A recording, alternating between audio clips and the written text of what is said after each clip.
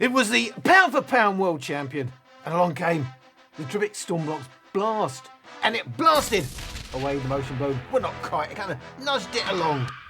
It's still a bit of a toss-up between Soundcore Motion Boom, I do not work for Soundcore, and the Tribbett Stormbox Blast.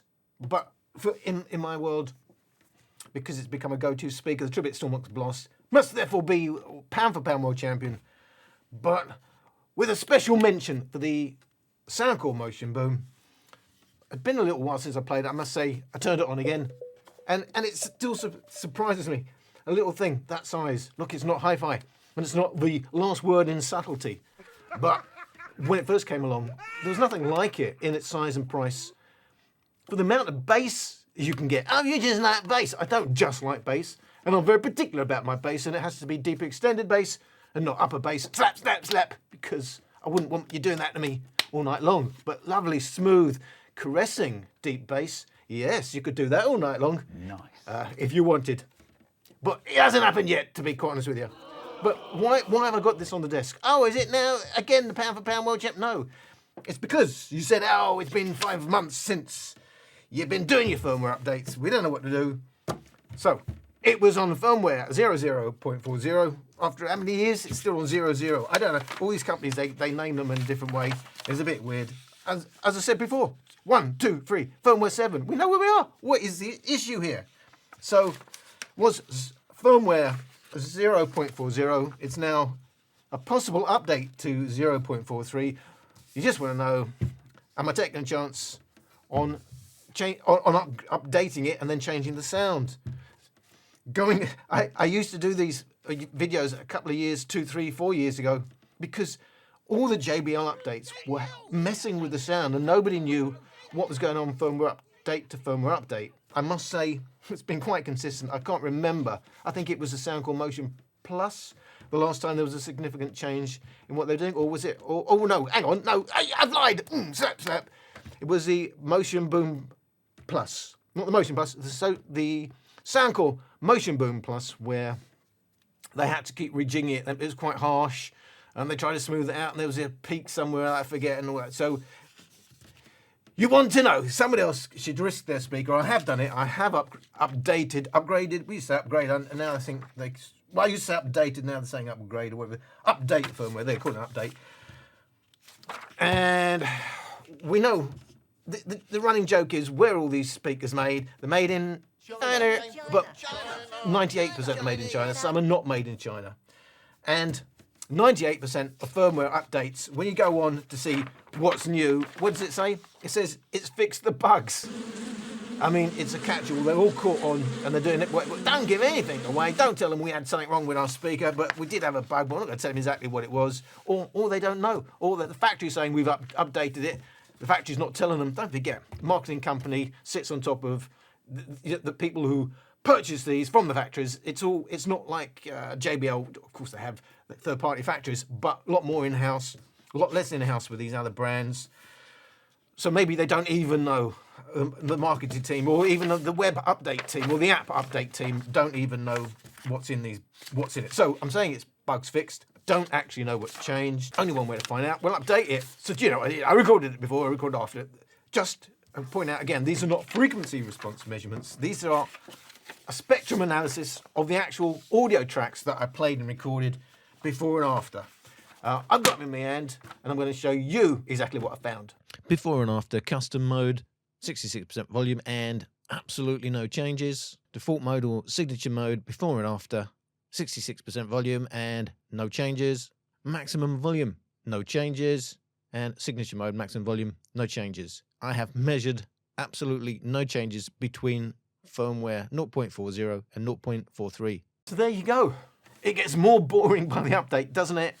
Nothing has changed, except that it reminded me what a classic this is. Not, as I said, not the last word in subtlety. No, I'm not saying, yeah, got to have bass or you got to have boomy bass. He is Mr. Boomy Bass. Not Mr. Boomy Bass. I'm Mr. what most people like in bass, except for a niche few who, if they tune it to their ears, end up not selling many speakers if it's tuned like that. Proven in the real world. We won't go there. Not Mr. Boomy Bass, Mr. more in touch with more people. But not everybody. There's no one size fits all in any walk of life, is there? And even more so in audio, where it's like the art world, it's quite snobbish. I'm an audiophile, therefore I'm told I should like subtlety. You know, you go back 20 years, nobody had heard about, well, they hadn't done a lot of the Harman research, but we didn't have Google. We weren't in touch with everything else that was going on. And do you know what? Music, what was good in an audiophile world was what sounded good. And it's now become more about, well, they've done the research. It needs to be flat in an anechoic chamber.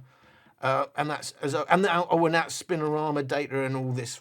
I'm not saying it's rubbish. I'm saying there's a lot in it for those people whose ears are tuned that way and whose rooms are acoustically tuned in the way that they make these. Anyway, look, we've been there before. I can't even remember why I started that. What on earth? What was I saying? Why was I called Mr. Boomy Bass? Well, because I like not overdone bass, a balanced bass. There's no such thing as it needs to be flat and neutral, because nobody hears flat and neutral. I said it from day one. I'm still saying it. I think more people are now realising they got conned by people saying a speaker has to sound flat and neutral, because it doesn't. But what they're saying is, when it's measured in an anechoic chamber and it's flat neutral, that ends up sounding quite good to you for people who are so-called trained ears. Don't forget, all that research was based on a sample size of 250. Never mind, we won't go there. But if you knock me, I might knock back. Just remember that. I've done the firmware update.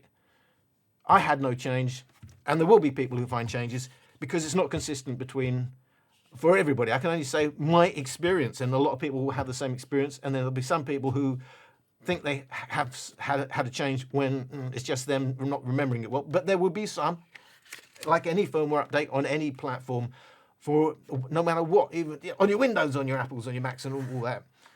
Some people will update without a problem, and some people will have a problem. And that's why the catchphrase is, if it ain't broke, don't fix it. If you don't really have a compelling need to do these firmware updates, upgrades, and they're not telling you exactly what they're addressing, don't do it. If you're happy now, don't do it, Mr. Mandarin.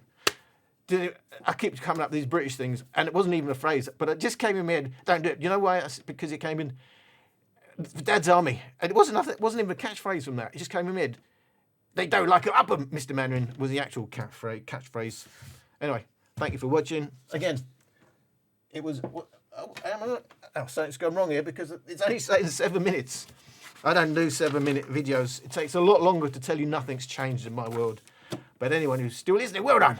Well done, you got through it. You've probably got not a lot going on in your life at the moment, but you've watched to the end. We've done it again, another firmware update, and another one with exactly the same result as all the others, going back about a year, isn't it? Well, maybe to the summer, to be fair, to the summer when we had the Motion Boom Plus. That was the last time I think we had exciting firmware updates where we're having to retweak, as though they'd never heard it before they sold it. In fact, don't think they did hear it before they sold it.